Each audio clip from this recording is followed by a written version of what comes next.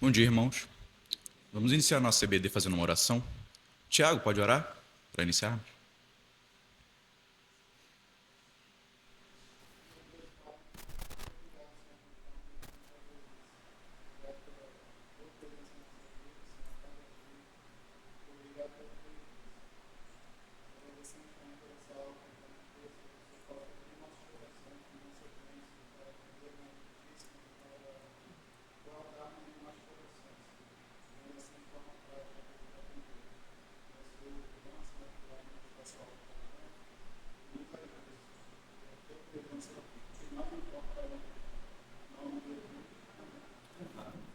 Irmãos, dando continuidade à nossa aula sobre discipulado, eu gostaria que os irmãos abrissem comigo em Efésios capítulo 2, versículo 19.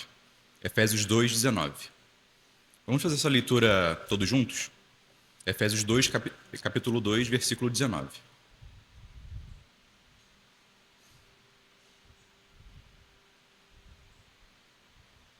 Todos juntos?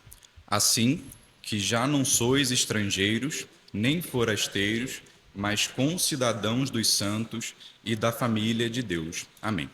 Esse capítulo 2 de Efésios, ele está dividido em duas grandes sessões, duas sessões principais. A primeira sessão desse capítulo 2 vai dos versículos 1 a 10. Nessa sessão, Paulo vai tratar da condição espiritual de seus leitores antes da conversão, dizendo que eles estavam mortos em delitos e pecados, que eles estavam seguindo e buscando a satisfação da sua carne e sujeitos ao poder do próprio Satanás. Contudo, diz Paulo, Deus, pelo seu amor e a sua infinita misericórdia, os vivificou e os recriou em Cristo para as boas obras, para que andassem em boas obras. Na segunda sessão, que vai dos versículos 11 a 22, o apóstolo Paulo ele afirma que essa reconciliação promovida por Cristo, ela não só restabelece a comunhão entre o homem e Deus, mas também restabelece os laços entre os povos, no caso aqui, judeus e gentios. Como os irmãos sabem, os judeus historicamente possuíam uma aversão aos gentios, ao ponto de muitos deles acharem que Deus havia criado os gentios, os não-judeus, apenas para serem combustível do fogo do inferno. No Templo de Jerusalém, por exemplo, havia uma área dedicada apenas aos gentios, que separava, em que havia um muro que separava da área privativa dos judeus. E nesse muro, que nós chamamos de sorag, havia uma inscrição que dizia que qualquer estrangeiro que passasse daquela área dos gentios para a área dos judeus, seria responsável pela sua própria morte. Então essa animosidade entre os povos, ela perdurou durante muito tempo, mas agora, diz Paulo, por causa de Cristo e em Cristo, por causa da sua morte na cruz, essa inimizade que havia entre os povos é desfeita. Tanto os judeus quanto os gentios, eles têm a capacidade de serem reconciliados com Deus e se tornarem membros de um só corpo. Nessa nova realidade que Cristo inicia, os gentios não devem mais ser concebidos como estrangeiros e forasteiros, mas sim como cidadãos de uma nação santa, como membros da família de Deus e como partes de um templo espiritual, gozando dos mesmos privilégios que os judeus possuíam. Então agora eles têm acesso ao Pai, como os judeus possuíam, eles podem gozar da graça que os judeus recebiam, porque agora eles fazem parte de um só corpo. Vamos ver a continuidade do versículo, do capítulo 2. 19 a 22. Acompanhe comigo. Assim que já não sois estrangeiros nem forasteiros, mas concidadãos dos santos e da família de Deus, edificados sobre o fundamento dos apóstolos e dos profetas, de que Jesus Cristo é a principal pedra de esquina, no qual todo o edifício, bem ajustado, cresce para o templo santo no Senhor, no qual também vós, juntamente, sois edificados para a morada de Deus em espírito. Notem, irmãos, o teor do ensino de Paulo nesse capítulo 2. Ele afirma inicialmente, na primeira sessão, que a conversão ela promove a nossa reconciliação com Deus, uma reconciliação pessoal do homem com Deus, que deixa de ser um filho da ira e se torna um filho de Deus. Contudo, a conversão, a vivificação e a consequente conversão, ela produz algo mais. Ela faz com que cada um de nós, cada cristão, cada pessoa que se converteu a Cristo, se torne parte de uma família, que ele vai chamar de a família de Deus. Se os irmãos lerem o capítulo 3, versículo 15, Paulo nos informa que essa família ela está tanto no céu quanto na terra. A nossa família no céu são os santos que já morreram em Cristo, são aquelas pessoas que já morreram em Cristo. Então, somos da família de Paulo, somos da família de Pedro, somos da família de Mateus, somos da família de todos os santos do passado que agora estão com Cristo na glória. Essa é a nossa família celestial. Porém, Paulo diz que essa família também está aqui na terra. E qual é a expressão mais imediata da nossa família, da família de Deus nessa terra? É a nossa igreja.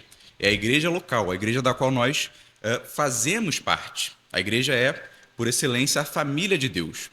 Essa compreensão da igreja enquanto família de Deus, ela é importante porque desfaz alguns equívocos que muitos de nós têm sobre a igreja. Muitos cristãos, às vezes de forma inconsciente, tendem a conceber a igreja meramente como uma espécie de clube no qual ela vai, se diverte, se aproveita da boa palavra, da comunhão com os irmãos e meramente é um consumidor.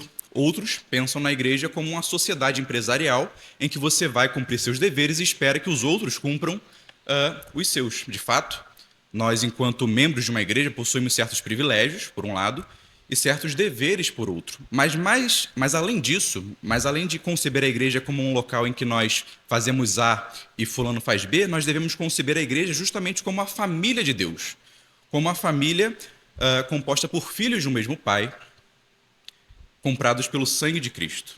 Essa é a igreja, essa é a família de Deus. Essa compreensão da igreja enquanto família de Deus que eu gostaria que os irmãos guardassem, porque ela vai pautar todo o prosseguimento da nossa aula. A igreja é a família de Deus, comprada por Cristo para ser um só corpo em unidade. Pois bem, na semana passada, nós falamos que o primeiro passo para nós discipularmos, para nós fazermos discípulos, é a evangelização, que nada mais é do que a proclamação da mensagem de que Cristo morreu pelos nossos pecados, ressuscitou e agora chama todos os homens a se arrependerem de seus pecados e crerem nele como seu Senhor e Salvador. Essa tarefa de evangelização, ela sempre resultará, inevitavelmente, em 4 situações possíveis que Jesus nos mostra na parábola do semeador no capítulo 13 de Mateus. Vamos ler? Mateus capítulo 13.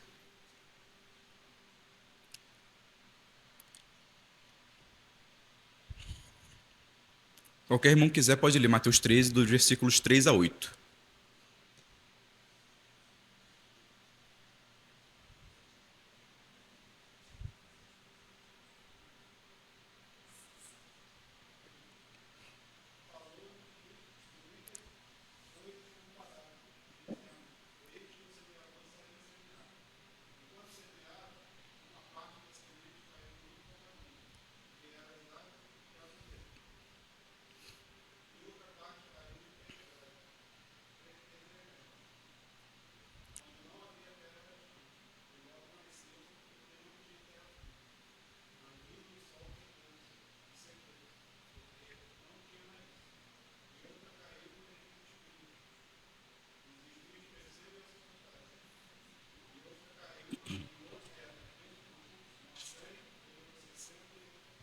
Obrigado. Se os irmãos notarem, o foco dessa parábola não é tanto aquele que semeia, mas sim os diferentes tipos de solo onde ele lança a sua semente. Inclusive, alguns comentaristas como J. Carson, eles preferem chamar essa parábola de parábola dos tipos de solo, porque o foco não é o semeador e nem a semente, mas é o solo onde essas sementes caem. Por quê?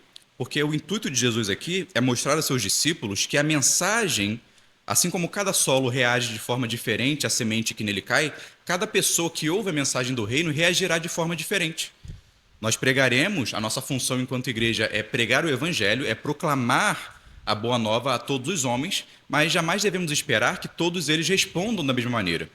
Haverá diversos tipos de reações a depender da pessoa a quem nós comunicamos a mensagem, assim como há diversas reações do solo quando cai uma semente nele. Vamos mais para baixo no texto, nos versículos 18 a 23. Jesus oferece a interpretação dessa parábola. Eu vou ler, os irmãos acompanhem. Mateus 13, 18 a 23. É a explicação da parábola que o Tiago leu.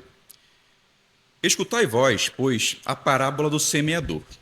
Ouvindo alguém a palavra do reino, e não a entendendo, vem o maligno e arrebata o que foi semeado no seu coração. Este é o que foi semeado junto ao caminho. O que foi semeado em pedregais é o que ouve a palavra, e logo a recebe com alegria, mas não tem raiz em si mesmo, antes é de pouca duração, e chegada a angústia e a perseguição, Por causa da palavra, logo se ofende. E o que foi semeado entre espinhos é o que ouve a palavra, mas os cuidados deste mundo e a sedução das riquezas sufocam a palavra e fica infrutífera. Mas o que foi semeado em boa terra é o que ouve e compreende a palavra, e dá fruto, e um produz 100, outro 60 e outro 30. Vejam, irmãos, com essa exposição, Jesus desfaz qualquer falsa expectativa da nossa parte, no sentido de que a pregação, a proclamação do evangelho sempre resultará em conversões.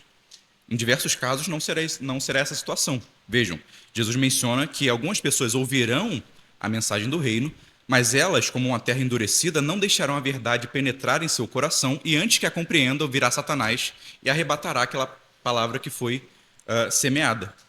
Em outros casos, Jesus menciona, o anúncio da boa nova produzirá conversões meramente aparentes. Vejam aí nos versículos 20 a 21. O que foi semeado em pedregais é o que ouve a palavra e logo a recebe com alegria, mas não tem raiz em si mesmo, antes é de pouca duração, e chegada a angústia e a perseguição, por causa da palavra logo se ofende. Jesus está mostrando aqui que muitas pessoas poderão ouvir essa mensagem do reino, se alegrarão com essa mensagem do reino, aparentemente se converterão e estarão na igreja, mas elas não são convertidas, de fato. São conversões meramente aparentes e conversões meramente temporárias. É por essa razão, por exemplo, que uma das funções do pregador na igreja é tanto edificar os irmãos convertidos, quanto conclamar ao arrependimento aqueles que não são convertidos de fato. É claro que o pregador muitas vezes não sabe quem de fato é convertido e quem não é, mas ele deve pregar sempre a mensagem de arrependimento, porque às vezes uma pessoa que está há anos na igreja se converte com uma pregação dentro da igreja, porque a sua conversão era meramente aparente. Ela era como essa terra, como esses pedregais em que a palavra caiu, mas ela não durou muito tempo. Jesus também diz, na continuidade, que algumas pessoas ouvirão a palavra do reino, mas por causa das preocupações dessa vida e das riquezas, elas não conseguirão fazer com que aquela palavra entre no seu coração. Um bom exemplo é o jovem rico. O jovem rico, Jesus disse a ele que ele se desfizesse das suas riquezas para segui-lo, mas o jovem rico não conseguiu. A riqueza falou mais alto no seu coração e a mensagem do reino não produziu qualquer efeito no seu coração. Mas, por fim, Jesus diz que haverá aquelas pessoas que ouvirão a palavra e, por uma operação do Espírito Santo em seus corações, entenderão e se converterão genuinamente. Esses são os que ouvem a palavra, a compreendem e geram muito fruto. Alguém quer falar alguma coisa?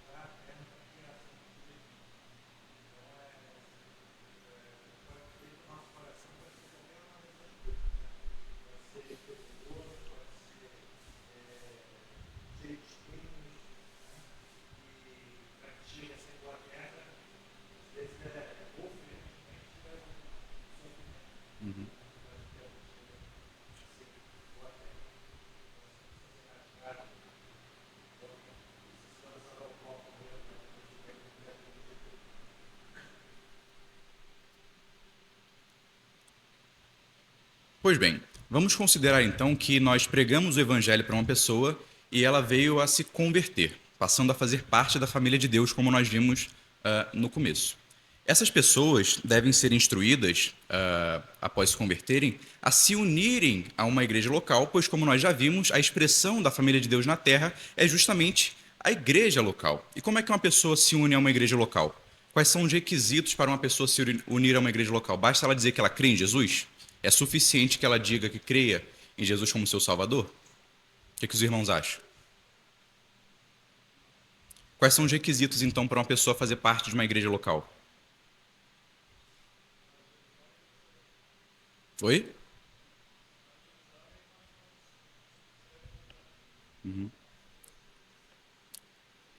Sim, batismo, de fato. O meio para uma pessoa passar a se tornar membro de uma igreja local é fazer uma profissão de fé e ser batizada. Esses são os requisitos para que uma pessoa se torne membro da igreja visível. O que é a profissão de fé? A profissão de fé, irmãos, basicamente é o ato solene por meio do qual o novo irmão confessa publicamente a sua crença em Jesus e declara crer nas mesmas verdades que os demais irmãos creem naquela igreja. Em Atos 8, por exemplo, Filipe, junto ao eunuco etíope, ele fala para ele da escritura, o eunuco se converte e pede para ser batizado. Mas o que Filipe pede dele? O que Filipe exige dele? Que ele declare que creia de fato. O eunuco diz, eu quero ser batizado. Mas Filipe diz, se você crê de todo o coração, então eu te batizarei. O que o eunuco diz? Creio que Jesus é o Filho de Deus. Uma declaração de fé que mostra que ele estava em consonância com a crença da igreja naquele momento. Se os irmãos abrirem os seus inários, verão que nas últimas páginas tem o credo apostólico. Vocês têm aí o inário perto de vocês, da igreja?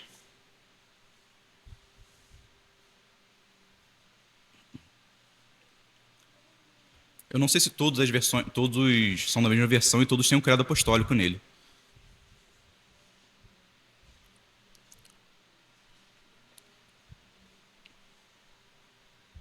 Vejam, esse credo que os irmãos estão vendo aí, ele é basicamente o conteúdo daquilo que os primeiros cristãos confessavam antes de serem batizados. Era a essência da fé cristã, é o núcleo duro da fé cristã. Para uma pessoa ser considerada cristã, ela precisa crer em todo o conteúdo desse documento. Assim como hoje, naquele tempo de início da igreja, havia muitas pessoas que se convertiam, aparentemente, mas possuíam crenças equivocadas sobre a pessoa de Jesus, sobre o Pai, sobre o Espírito Santo, de modo que nossos primeiros irmãos viram a necessidade de escrever ou criar um conjunto de declarações que a pessoa deveria professar publicamente acerca de Jesus, da igreja, do Pai, do Espírito Santo, etc. Vamos ler o Credo Apostólico? Todos juntos? Creio em Deus Pai, Todo-Poderoso, Criador do céu e da terra. Creio em Jesus Cristo, seu único Filho, nosso Senhor, o qual foi concebido por obra do Espírito Santo, nasceu da Virgem Maria, padeceu sob o poder de Pôncio Pilatos, foi crucificado, morto e sepultado. Ressurgiu ao terceiro dia, subiu ao céu, está sentado à direita de Deus Pai Todo-Poderoso, donde há e os mortos. Creio no Espírito Santo, na Santa Igreja Universal, na comunhão dos santos, na remissão dos pecados, na ressurreição do corpo, na vida eterna. Amém. Teve gente que leu católico, teve gente que leu universal, várias versões. Com base nesse conteúdo do credo, eu gostaria de fazer um pequeno exercício com os irmãos, que é o seguinte: eu vou ler uma declaração de uma pessoa, depois eu direi quem é, a pessoa pública. Eu vou ler a declaração dessa pessoa e os irmãos digam, com base nesse texto que vocês leram, se essa pessoa ela está apta a se tornar membro de uma igreja cristã. Abre aspas. Ressurreição é desobediência. Jesus de Nazaré foi preso, torturado e assassinado, entregue por uma caixa sacerdotal e executado pelo Estado como punição que deveria servir de exemplo. Seus discípulos e discípulas, pobres em sua maioria, contestaram a sentença sacerdotal e romana e ousaram afirmar que Jesus permanecia vivo. Imagina a ousadia. Não havia glamour nem milênios de história de cristianismo. Era um movimento popular dizendo que seu líder permanecia presente. Qual o erro da afirmação, se é que há?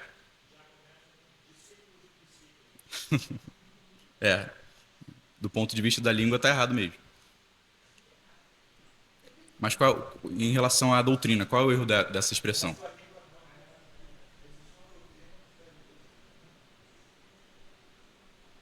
Querem que eu leia de novo? Vou ler de novo. Vou partir da parte principal aqui. Seus discípulos e discípulas, pobres em sua maioria, contestaram a sentença sacerdotal e romana e ousaram afirmar que Jesus permanecia vivo. Não havia glamour nem milênios de história do cristianismo, era um movimento popular dizendo que seu líder permanecia presente. Exatamente o que Márcia falou. O autor desse texto, é o pastor Henrique Vieira, que é deputado federal pelo PSOL.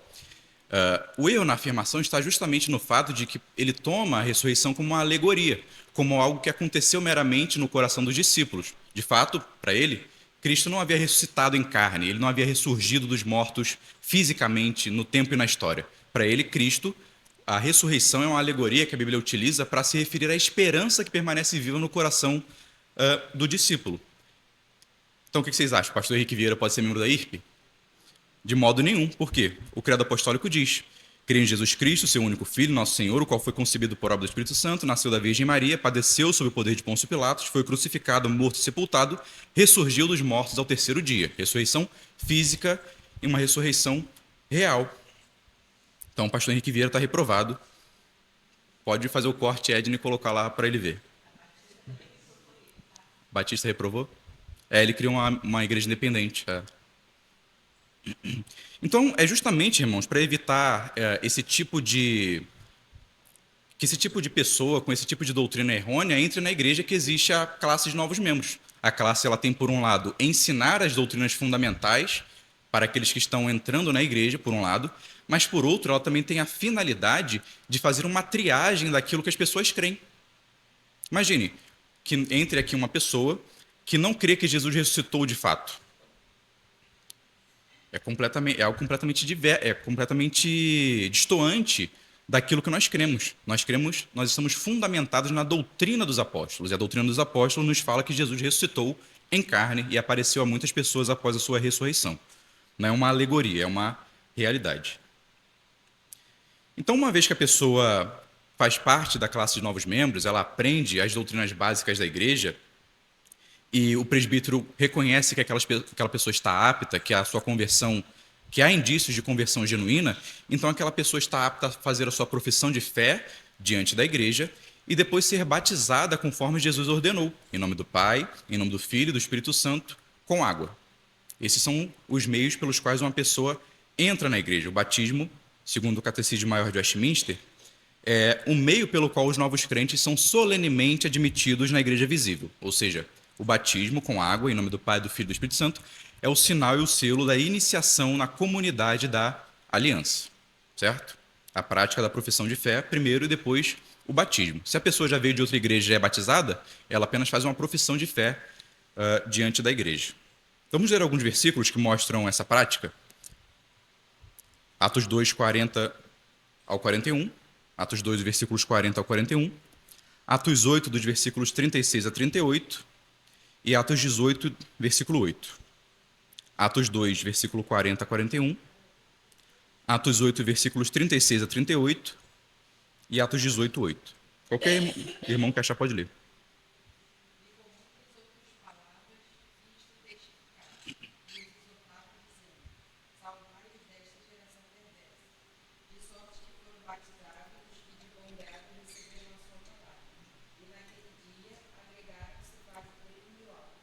Obrigado.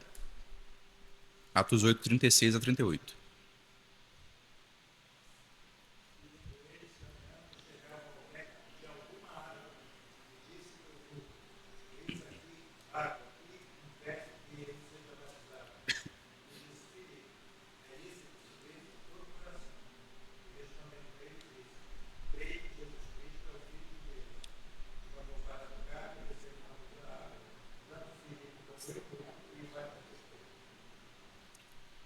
Atos 18, 8.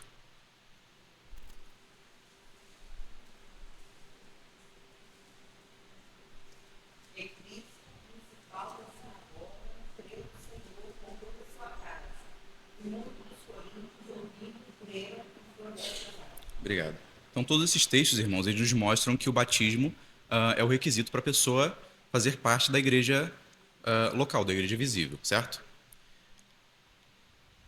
Pois bem, então, prosseguindo no nosso exemplo, digamos que nós evangelizamos uma pessoa e nós instruímos aquela pessoa a se tornar membro de uma igreja por meio da profissão de fé e do batismo. É nesse momento que geralmente nós tendemos a parar com o discipulado. Porém, como nós já vimos em aulas anteriores, um discipulado verdadeiro, um discipulado de qualidade, ele não visa meramente encher os bancos da nossa igreja, mas sim firmar relacionamentos saudáveis com vistas a fazer com que a pessoa a quem nós discipulamos se torne mais parecida com Jesus. Então, discipulado é, em última instância, relacionamento, que não se esgota com o evangelismo, que não se esgota com a integração da pessoa na igreja, mas que prossegue durante toda a vida cristã. Talvez a nossa falta de comprometimento com essa continuidade do discipulado se deva muito ao fato de que nós, em última instância, não nos enxergamos como a família de Deus, como eu já disse no início. A Igreja de Cristo, no entanto, não deve ser um ambiente indiferente, mas sim um local em que, por exemplo, homens mais velhos ensinam rapazes mais novos, em que mulheres mais velhas instruem e caminham com moças mais novas, em que irmãos de uma mesma idade se reúnem para estudarem a palavra, confessarem seus pecados, se ajudarem em oração. A igreja é isso, a igreja é uma grande família, a família de Deus que existe tanto no céu, com os santos, quanto na terra, por meio da igreja.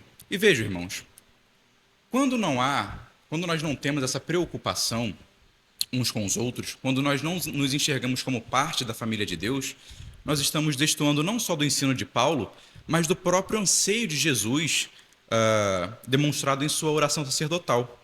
Vamos abrir em João 17, mais uma vez?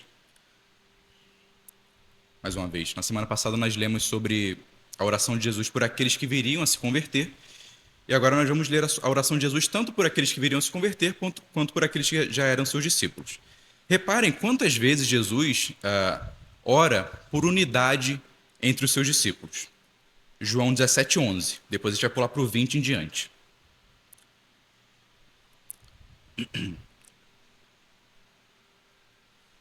E eu já não estou mais no mundo, mas eles, os discípulos, estão no mundo, e eu vou para ti. Pai Santo, guarda em teu nome aqueles que me deste, para que sejam um, assim como nós. Versículo 20.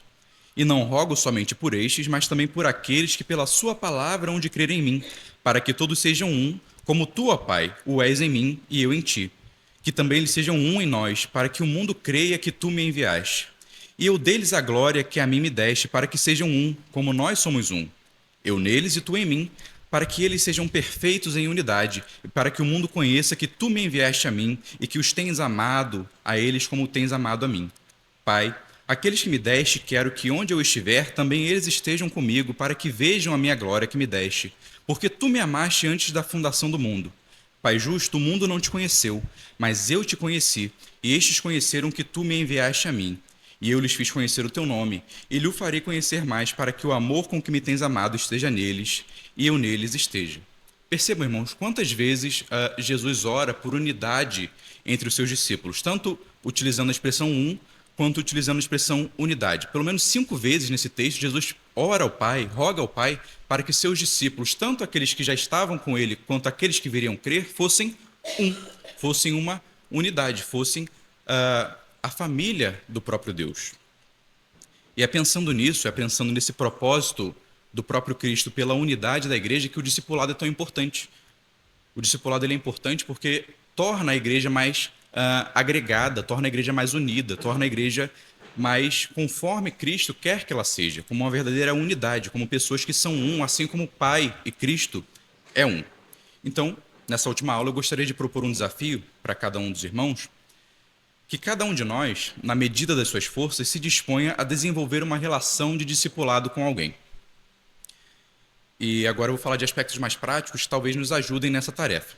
O Mark Dever, no seu livro sobre discipulado, ele nos dá algumas dicas para discipular, para escolher, na realidade, uma pessoa para nós discipularmos. Eu gostaria de compartilhá-las com os irmãos. A primeira coisa que ele diz é que, se nós vamos discipular uma pessoa, primeiro nós temos que escolher alguém. E, segundo ele, existe uma escala de prioridade que deve ser observada nessa escolha. Por exemplo, aqueles que são pais, obviamente, devem ter como sua maior preocupação discipular os seus filhos. Essa é a sua escala de prioridade, depois vem os demais. Mas ele também diz que aqueles que não são pais, e até mesmo os pais, depois dos filhos, devem ter como prioridade do discipulado os membros da sua igreja. É claro que nada nos impede de ajudar um irmão, um parente, um amigo, que seja de uma outra igreja, mas a prioridade é com os membros da nossa própria congregação, porque as outras pessoas de outras igrejas devem ser discipuladas pelos membros daquela igreja.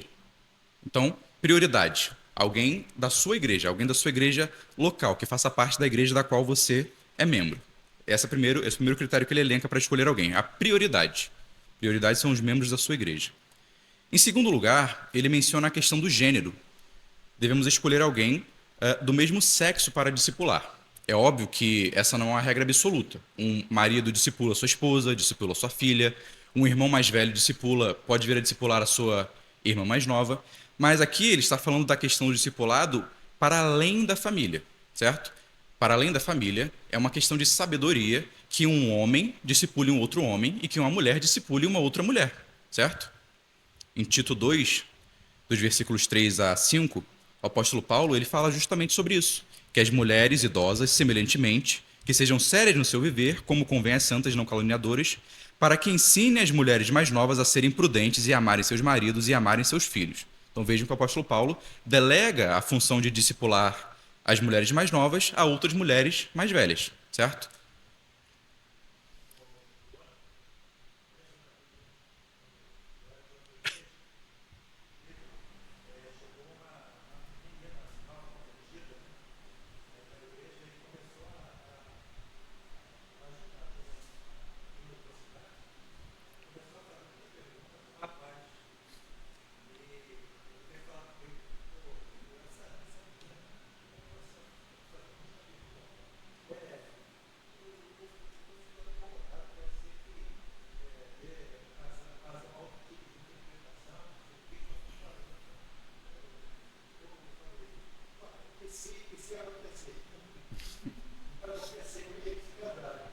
Túlio Cupido.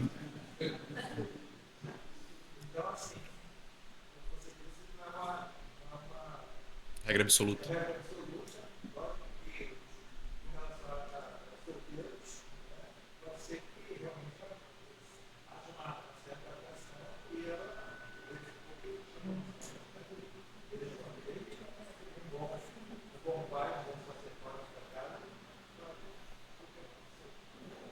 O que ele quer dizer também, fora do Weber, é mais no sentido de que no momento discipulado estaria contaminado, digamos assim, né? Deixaria de ser discipulado e passaria a ser qualquer outra coisa que não discipulado. Então, via de regra, eu acho que essa é a ideia.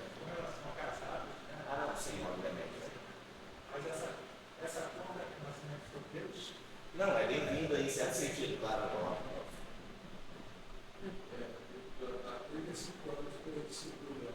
É.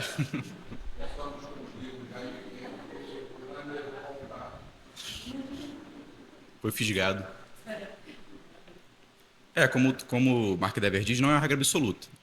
Basta você ter bom senso na questão do discipulado, certo? Se você for um rapaz novo e for discipular uma senhora de 200 anos, não tem problema. Mas tudo é uma questão de bom senso.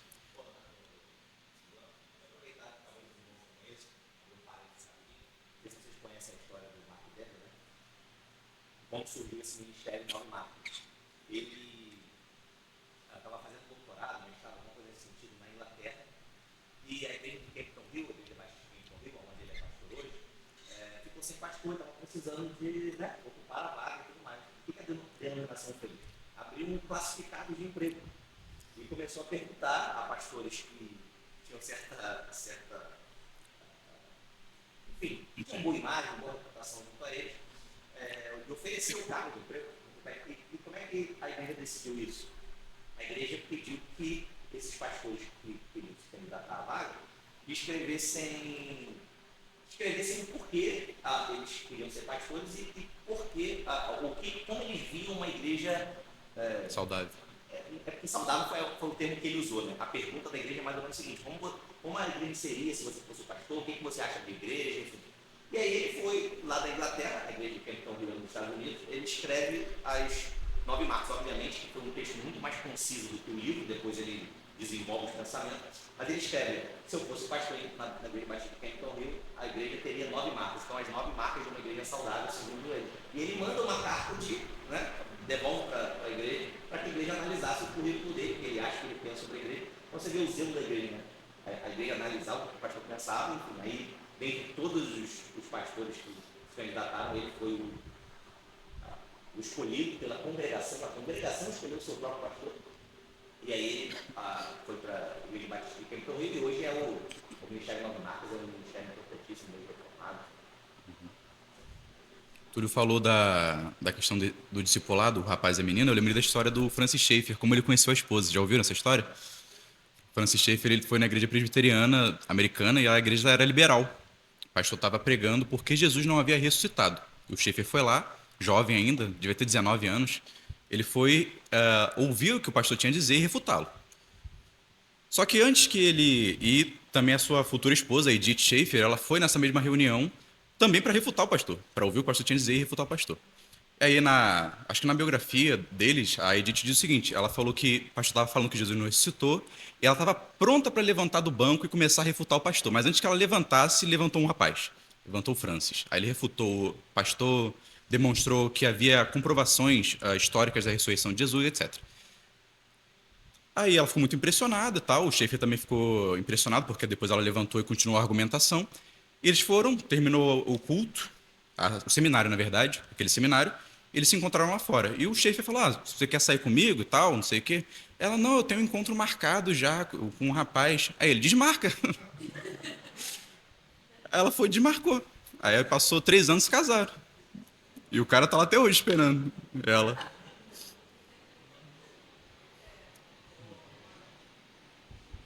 Quem?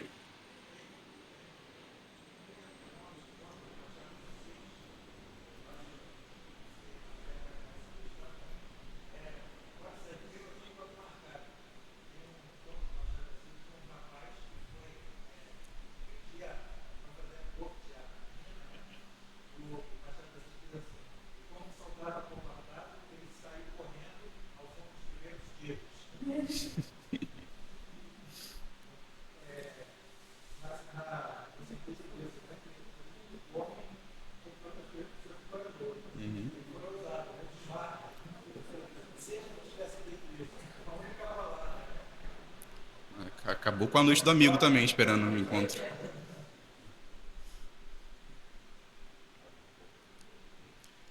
Então, critérios: prioridade, alguém da sua igreja local, alguém de gênero, do mesmo gênero, não é uma regra absoluta, use o bom senso. O terceiro critério que ele utiliza é a própria idade. Ele utiliza justamente esse texto que nós lemos aqui de Paulo ensinando as mulheres.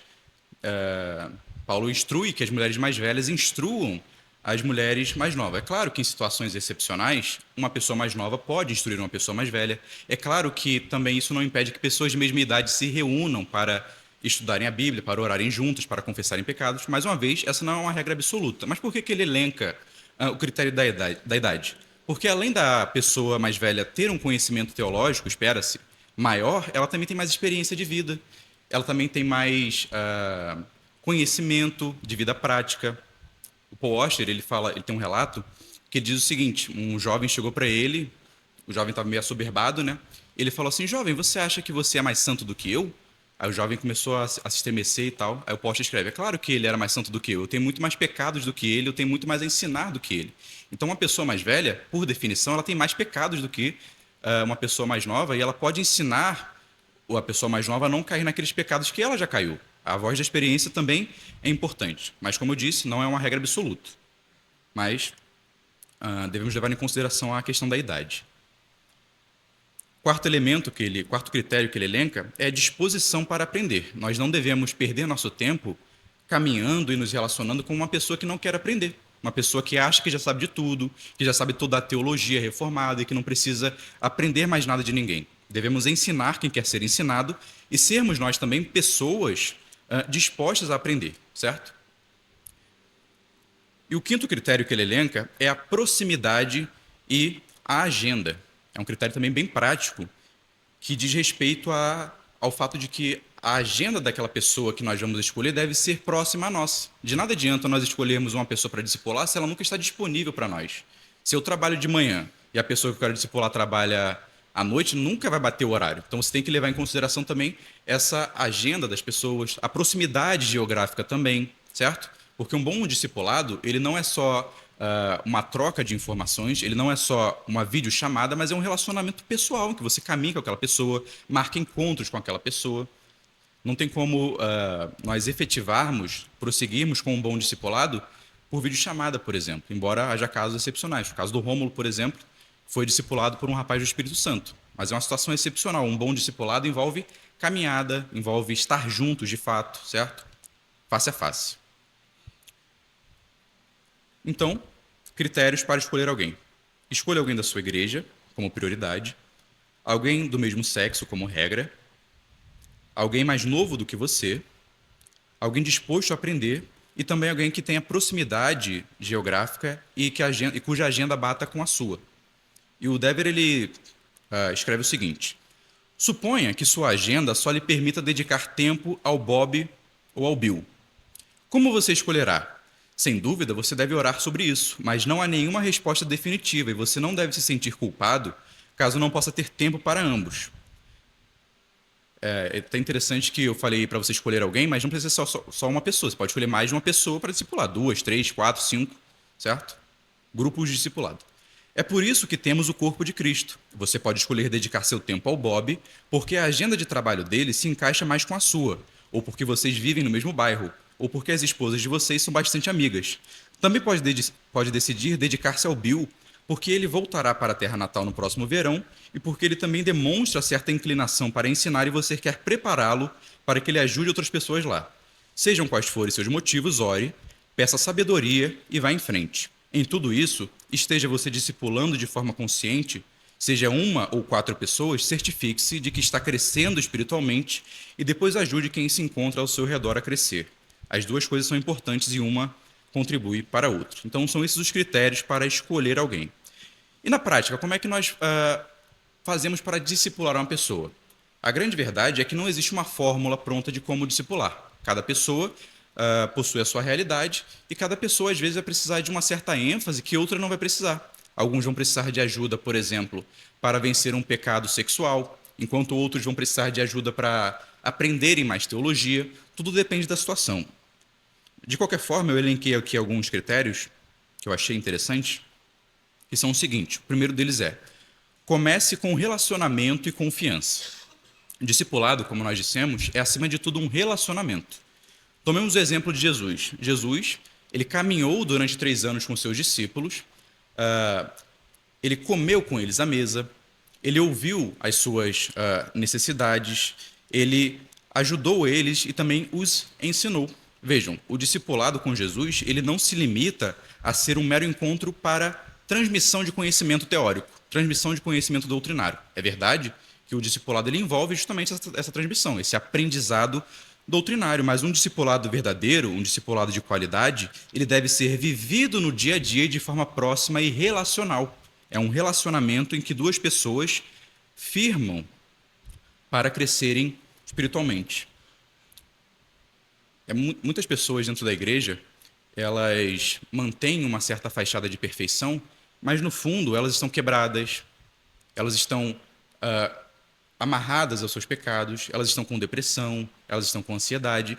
E a igreja, de modo geral, por ser um corpo coletivo, muitas vezes não percebe isso. É aí que entra o discipulado pessoal, é aí que entra esse relacionamento. O ambiente da igreja, por uma série de questões, como, por exemplo, o número de membros, o horário do culto, não é um local, por excelência, para que as pessoas se sintam confortáveis para comunicar os seus dilemas, certo? Nós viemos aqui na escola dominical, dura 1 hora, o culto dura 1 hora mais ou menos, todo mundo vai para casa. Então não é o melhor ambiente para que uma pessoa se abra conosco. E é justamente aí que entra esse relacionamento ao longo da semana. O discipulado ele é uma extensão da igreja na vida das pessoas. Encontros ao longo da semana são uma ótima oportunidade, por exemplo, para que essas pessoas que estão quebradas, machucadas, presas aos seus pecados, se abram conosco, comuniquem os seus pecados e se tornem pessoas mais maduras. Na prática, como você faz isso? Convidando a pessoa para tomar um café na sua casa, para passar o dia com você na sua casa, para consumir um lanche na praça durante algumas horas. São todas medidas que nós podemos tomar para que as pessoas se aproximem mais de nós e se sintam com confiança para se abrirem. Uma vez que esses laços são fortalecidos no contexto do lar, no contexto de encontros ao longo da semana, essas pessoas se sentirão confortáveis para confessar pecados, para expor as suas lutas, para expor as suas dúvidas, que elas acham que muitas vezes não são relevantes, certo? O relacionamento do discipulado envolve tudo isso, envolve firmar essa relação de confiança e amizade mútua, a fim de que as pessoas sintam confiança em nós.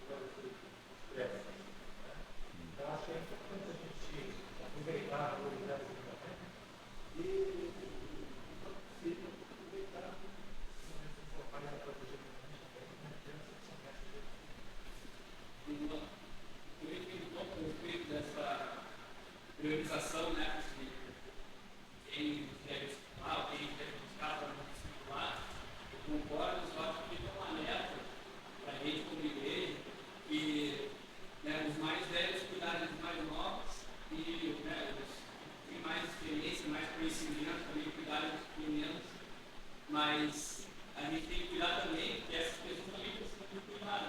A gente pode pensar que o pastor ele não precisa se abrir de ninguém, não precisa conversar com ninguém, pessoas mais velhas também, mas a gente tem que lembrar que eles não são supercrentes.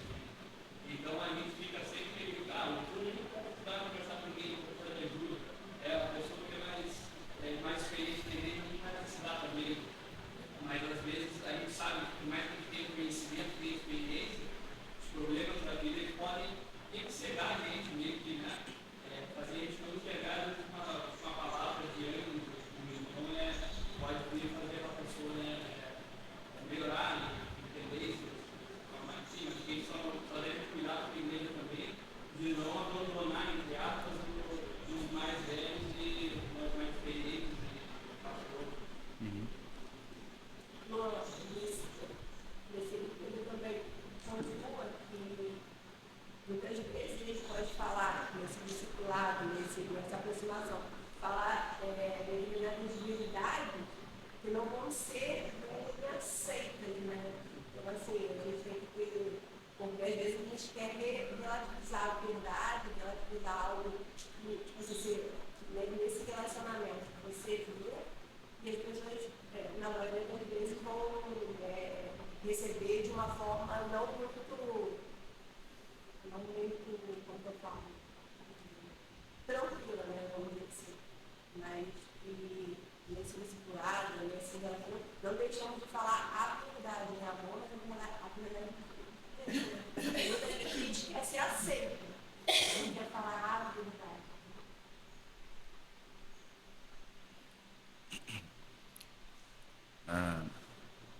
Então, o primeiro ponto é justamente esse, começar um relacionamento que gere um ambiente de confiança e amizade mútua, certo? O segundo ponto é ter clareza de propósito. O Túlio falou daquela questão do rapaz e da menina, realmente deu certo, eles se casaram, mas a função do discipulado é crescimento espiritual, não desenvolver um relacionamento amoroso, certo? O discipulado é algo espiritual e que deve ser planejado, você deve ter clareza, você deve traçar certos objetivos naquela relação de discipulado. Esses objetivos eles podem variar a depender da pessoa. Como eu disse anteriormente, Às vezes, o seu objetivo pode ser ajudar uma pessoa a vencer, por exemplo, o pecado da pornografia, um jovem. Às vezes pode ser ajudar aquela pessoa a desenvolver os seus dons. Às vezes pode ser ajudar aquela pessoa numa situação de tristeza e angústia. A definição dos seus objetivos sempre vai depender da pessoa que você discipula. Algumas coisas práticas que nós podemos fazer: estudar juntos uma carta de Paulo ou algum texto da Bíblia juntos, memorizar juntos alguns versículos da Bíblia, ler e discutir um livro cristão, por exemplo, confessar pecados. E vejam, essa confissão de pecados não é só da parte do nosso discipulando, nós também devemos comunicar as nossas falhas àquele a quem nós estamos ensinando. Não é meramente algo que nós sugamos da pessoa, sua confissão, e nós não falamos. A pessoa precisa nos enxergar como pessoas falhas também. Porque na nossa fraqueza, não só na nossa força, no nosso conhecimento, na nossa capacidade, mas também na nossa fraqueza, aquele irmão que está junto conosco vai ver que Cristo, ele é glorioso não só com ele, mas também comigo, que eu estou ensinando, porque eu também sou falho e sou fraco, e juntos nós estamos crescendo no conhecimento e na graça de Cristo.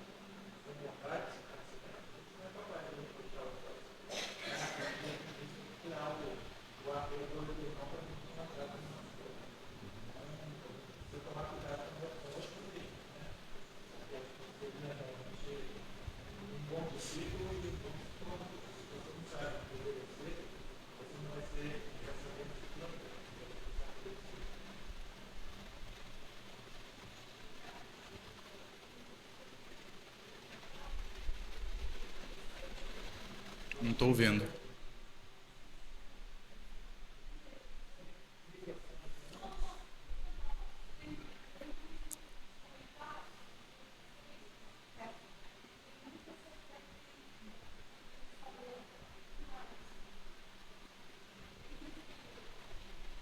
Em seitas, né? Esse estilo autoritário de discipulado. E o que o Túlio falou entra justamente no terceiro ponto, que é ser um modelo de vida cristã. O apóstolo Paulo, em 1 Coríntios 11:1, ele diz: sede meus imitadores, como também eu sou de Cristo. Em 2 Timóteo 3:10, vou ler na NVI, veja o que Paulo diz a Timóteo: mas você tem seguido de perto o meu ensino. É só isso que Paulo diz? Você aprendeu de mim intelectualmente, eu te transmiti informações doutrinárias. Ele continua: você tem seguido de perto o meu ensino, a minha conduta, o meu propósito, a minha fé, a minha paciência, o meu amor, a minha perseverança, as perseguições e os sofrimentos que enfrentei, coisas que me aconteceram em Antioquia, Icônio e Listra. Quanta perseguição suportei, mas de todas essas coisas o Senhor me livrou. Veja o que Paulo está dizendo, que Timóteo era alguém que andou com Paulo e viu não só o ensino de Paulo, mas a conduta de Paulo, a sua vida cristã exemplar, a sua fé, a sua paciência diante das tribulações, o seu amor, a sua perseverança na vida cristã. Essas declarações que Paulo faz, e também nós encontramos ao longo do Novo Testamento, elas nos mostram que o discipulador não deve ser apenas alguém que transmite conhecimento, mas também um modelo vivo de fé. As pessoas, elas aprendem não só quando nós ensinamos a elas, mas também quando elas veem o nosso comportamento. Jesus diz que nós devemos fazer discípulos, batizá-los e ensiná-los a obedecer tudo aquilo que ele ensinou. Esse ensino da obediência, ele se revela justamente quando nós ensinamos doutrinas, mas também quando nós vivemos na vida prática aquela doutrina. Quando as pessoas, por exemplo, veem como você lida com tentações, como você lida com relacionamentos, com desafios, elas percebem a coerência que há ou não há entre aquilo que você ensina e aquilo que você vive. Como eu disse anteriormente, as pessoas são edificadas e as pessoas são discipuladas não só pela nossa força, mas também pelas nossas fraquezas. O Mark Dever, ele cita um exemplo que eu já mencionei na primeira aula, se eu não me engano, da esposa de um irmão que havia pastoreado com ele. Abre aspas. Uma frequentadora da igreja apareceu na casa dela esperando ser discipulada. Erin, que é o nome da mulher, a recebeu, fechou a porta e pensou consigo mesma: estou um caco, não tenho ideia do que estou fazendo aqui. Com certeza não tenho nada a ensinar hoje, com meus filhos bagunceiros e meu coração indisposto com o meu marido. Eu não deveria ensinar ninguém, sou eu que necessito ser discipulada. Deus, o que o Senhor quer que eu faça? Deus, diz Mark Dever, no entanto, em breve ensinaria a ela, por meio de situações como essa, que ele usaria sua fraqueza tanto quanto sua força. As mulheres mais novas na fé precisavam de alguém que lhes ensinasse o significado de amar a Deus de todo o coração, alma, mente e forças, não só nos bons momentos, mas nos períodos desafiadores. Ela explica: ao discipular, eu tentava instruir as mulheres e lhes fazer perguntas, comentar sobre livros e orar. Porém, elas depois me disseram que muitas vezes o melhor ensino proveio do simples ato de me observar. Viam Deus usar minha fraqueza na luta por paciência quando o dia havia me desgastado. Observavam-me batalhar para amar meu marido depois de compartilhar minhas dificuldades com as exigências competitivas do ministério. Então vejam, as pessoas aprendem também com as nossas fraquezas. E não é só uma relação em que você extrai das pessoas as suas falhas, os seus pecados, mas também que você comunica as suas próprias lutas àquela pessoa. É muito mais um relacionamento de troca do que um relacionamento unilateral em que você apenas suga a pessoa no discipulado.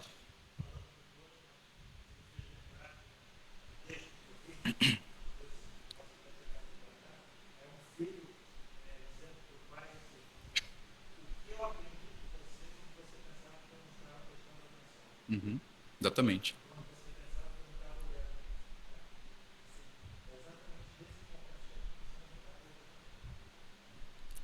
Vamos terminar lendo o texto de Marcos 10? Marcos 10, 28 a 30.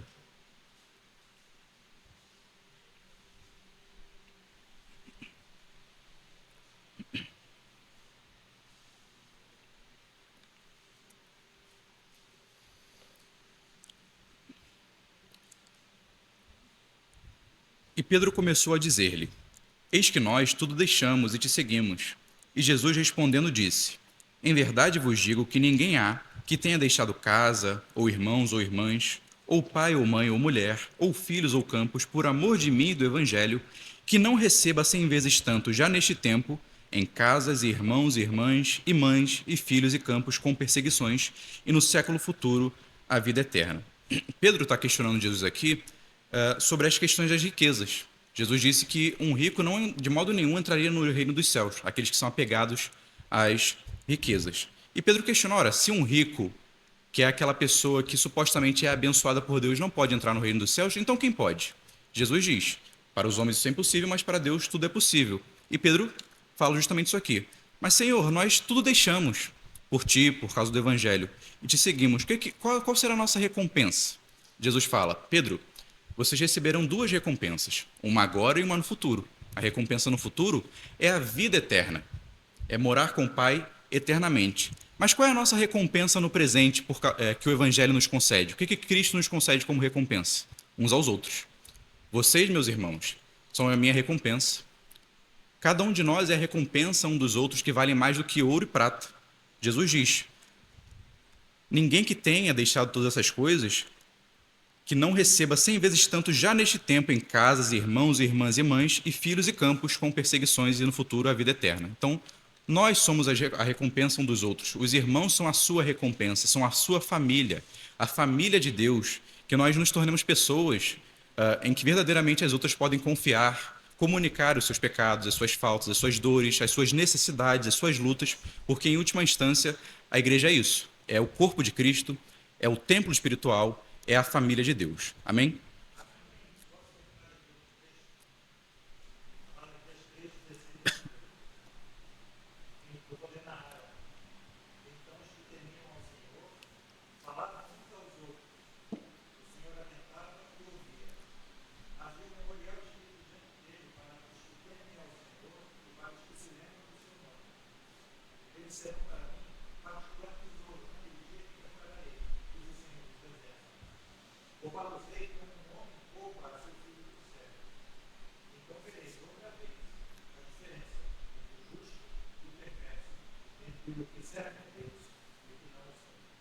Amém. Vamos colocar de pé, irmãos.